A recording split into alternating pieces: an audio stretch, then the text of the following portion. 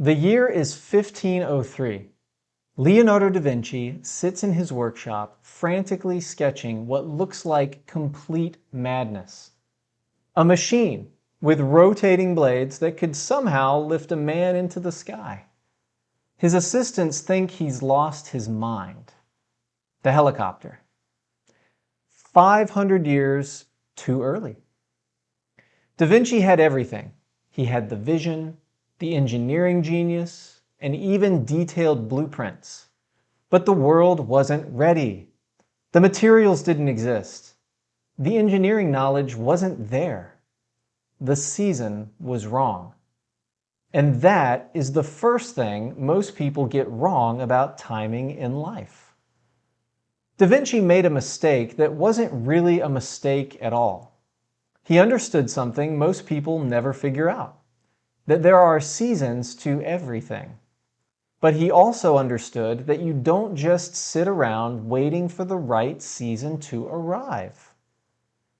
While he couldn't build his helicopter, he still spent years mastering anatomy, perfecting his engineering skills, studying physics, and creating dozens of other inventions that were possible in his time. He was preparing for the seasons that would come. Most people make one of two fatal mistakes with timing. Either they start things at the wrong time and wonder why everything fails, or they wait for the perfect time and never start anything at all. But here's what I've discovered after studying the most successful people in history. There are actually 3 different types of patience. And knowing which one to use in each situation, that's the difference between success and a lifetime of regret. You've experienced this, haven't you? You practice something for hours, maybe guitar or a new skill for work, maybe even a level in a video game. You get worse, frustrated, and you walk away feeling defeated. But then something magical happens. You wake up the next morning, you try again, and it clicks. What felt impossible yesterday is suddenly effortless. That's not magic. That's your brain doing exactly what it's designed to do. But most people completely misunderstand this process, and it's working against you. There are 3 types of patience that will change your life. The first patience is patience with the process. Let me tell you about a man from 1978 who got frustrated with his vacuum cleaner losing suction. He decided to build a better one. And what happened next would test every limit he could imagine. Prototype number 1 failed. Prototype number 50 failed. Prototype number 1000 failed. Prototype number 3000 failed. For 15 years, he created 5,126 failed prototypes. His wife worked multiple jobs just to keep food on the table. His friends thought he'd lost his mind, and banks refused him loans. That man was James Dyson, and he understood something most people never figure out. He was patient with the process, but relentless with the action. Building anything is like planting a garden. You can't force a seed to grow faster than it naturally would grow. You can fertilize it, water it, put it in the optimal conditions, but after you've done everything possible, the seed will only grow as fast as the seed can grow. But here is where most people get it wrong. They think patience means planting one seed and waiting. That's not patience. That's laziness masquerading as virtue. Real patience with the process means planting 1,000 seeds. If you must wait for each individual seed to grow, why not plant more? Make new plots, buy new land, plant even more. James Dyson finally succeeded on prototype 5,127. Today, his company is worth over $6 billion. But imagine if he had been patient and only built one prototype and waited. He'd still be waiting. The volume of what you can build is only limited by the time you put in and the systems you create. Plant by hand? Of course, that takes forever. Invest in a seed disperser? You can increase your planting speed 1,000 times. Take more action, yield more results. But you must have patience for the final result. The second patience is patience with the season. In 1876, Alexander Graham Bell was racing against time.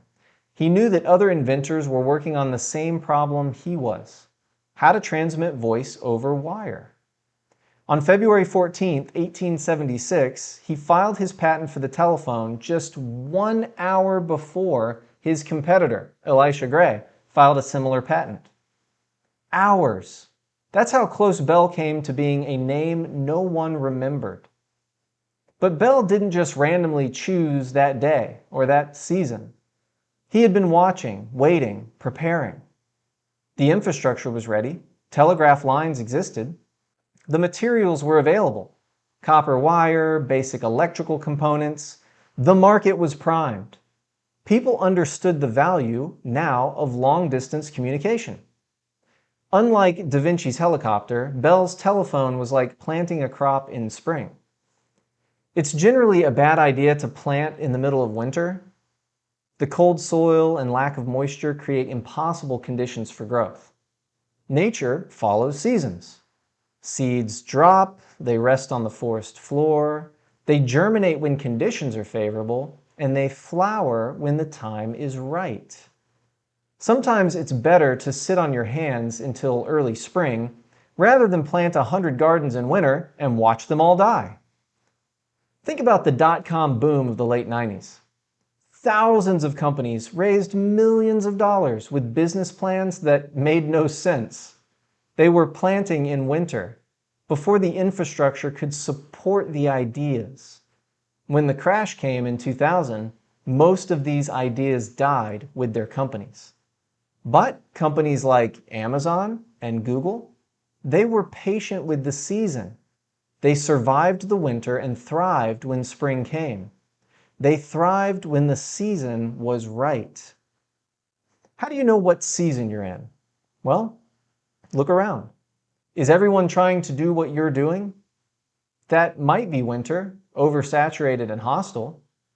Are you the only one seeing an opportunity? That might be early spring, perfect planting weather. Use your discretion. Sometimes the best action is patiently waiting. But when spring comes, you better be ready to plant like your life depends on it. The third and final patience is patience with yourself. This is the most important one. This is where even the most successful people stumble, and where most people destroy their dreams before they even get started. Your brain needs time to form neural connections, to prune old pathways and strengthen new ones. That's why you get better overnight, literally. Much of your skill development happens while you sleep. This story captures this idea perfectly.